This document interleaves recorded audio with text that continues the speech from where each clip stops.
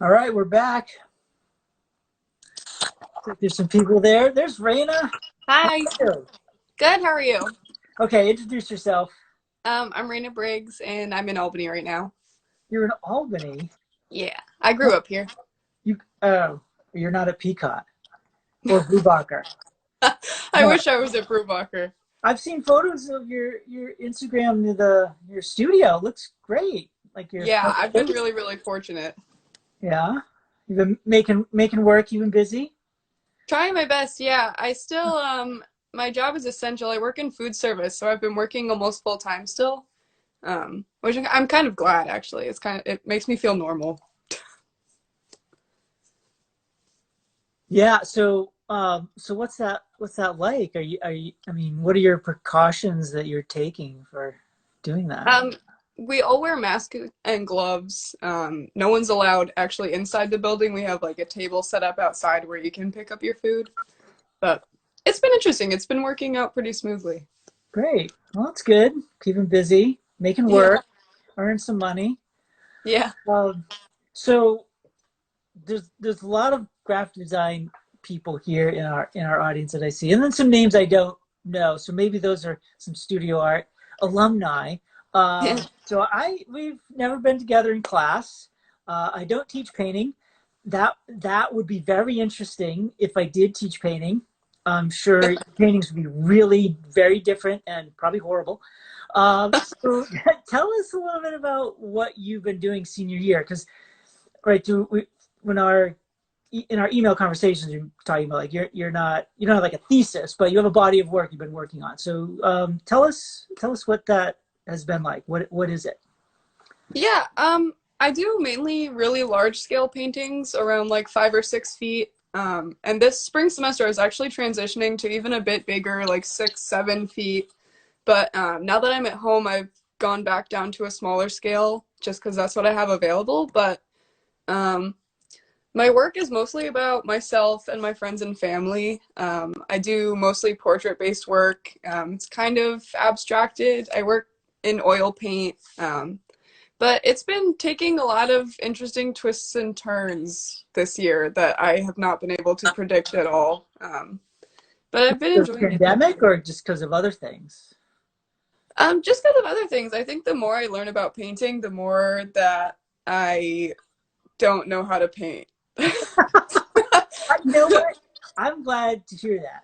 Because none of us know it all. Like people who've been doing it for years. Like if you still have that attitude, then I think you're still learning, right? You're still like motivated to try something new, to try new things, to keep doing it, right?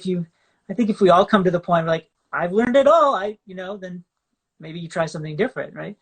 Um, so I had to reach out to our studio art faculty uh, about our studio art students. So one topic that came up in more than one conversation was literature. So can you talk a little bit about how literature impacts or influences your painting?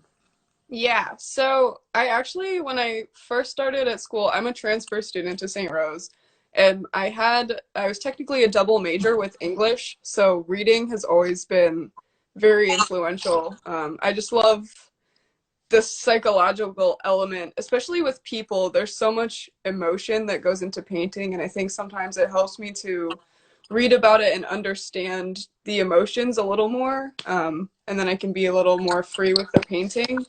But this semester, I read both Art and Fear and Art as Experience, which talk about mainly the human factor of art and like the things we're afraid of that keep us from making art and how our experiences influence our art. And I think that is one of the major reasons my art has just done a 180 this semester. Mm-hmm. And 180 from where? So is that like 180 from you had an experience last summer? You worked with one of our faculty, is that right? And like you were doing things there. Is that different than what you're doing now? Not too much. I think it's just evolved from there. Yeah. But yeah, last summer I worked with Professor Schwab. I had a research grant, which was really fun. But my work has always been figurative, but I think more so recently it's actually become a little less abstract. I just like painting people as something to focus on, but more so recently, it's just about like the act of painting, and I just like to be physical with it, and I try not to think too much about what I'm painting. It You trips can me think up. about figures though. Like there's people in the two images you sent me, right? There's all these people. So who are these people? Are they important to you? Or are they just references, photograph, or how do you come to your subjects? They're all friends and family. Yeah. This one is of my boyfriend, and the one prior was of myself and my boyfriend. But it's it helps me. I feel like I focus more on the painting if it's someone I'm close to. So like I've done paintings of my mom, my friends, and it just helps me focus a little better when I know the person more.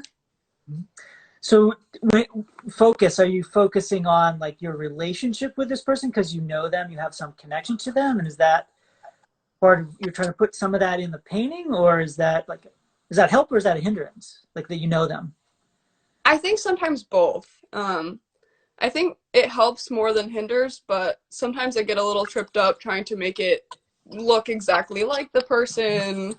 Um, but I think for the most part, knowing the person and having a connection with them allows me to kind of free myself from the figure and just paint because I already know the person. I don't have to try really to think about what I'm painting as much. I Mhm. can just paint it.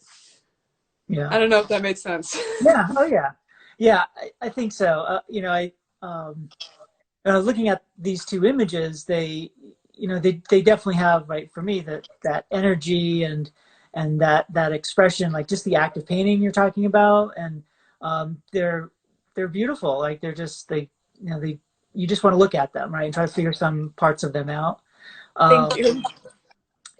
on the maybe the opposite end, maybe some people would disagree, but so there's also this idea. I don't know if it's in your work, but that's the question. But this other topic that has come up with you, I do remember being in your junior review, and you did mention this, and I can't remember if you are a minor or not, but can you talk about computer science and coding, and you're interested in that, and does it relate to your painting? Maybe not, or how does that connect with you? Yeah, so I have a computer science minor. It's kind of focused more in cryptography right now, which is like security, anything like that, like FBI, coding, encryption, all of that. I just think it's interesting. It honestly doesn't relate to my art at all. They've never really been connected at all. I just like math, but I actually am pursuing job right now. I know Gabby earlier had mentioned UIUX. I am pursuing a job in that with a firm in Schenectady after graduation. So that's fascinating. So we have other people to talk to, but I probably could talk to you about that for like an hour, just you, because I'm like, I need to understand what's going on in your brain. You're a painter, studio art, but you want to get into UX and coding and all this. So, um, I think part of it for me goes back to an earlier thing you said about just being open and just keep learning, right? And maybe at some point you find connections. You find like, how does this relate to painting? Um, so what would be your interest in UX? I'm going to assume, but is it more like the human experience part of it, and not certainly not about the interface design part of it?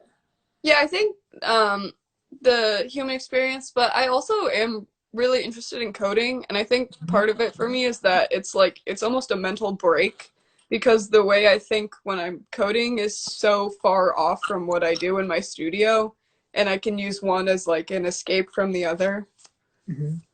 Yeah, So, it's such a different way of thinking about making something, right? I mean, I've done a little bit of it, and like when I get into HTML or CSS or something, like just making something visual with code is such a different experience, mhm. and can be frustrating at times. Yes. Uh, but that's great to hear. I think that's um, for this kind of event, and for you to say that, I think is can be inspiring to a lot of people, and eye opening probably to some, of like, oh, here's this person who is really passionate about painting and being in the studio and working on these large scale paintings with a brush and canvas and this kind of these kind of tools and materials, but then, having an interest in computers and coding and kind of how does a computer work, right? And sort of getting down to that kind of process and that kind of making of things. So Mm-hmm. that's great to hear.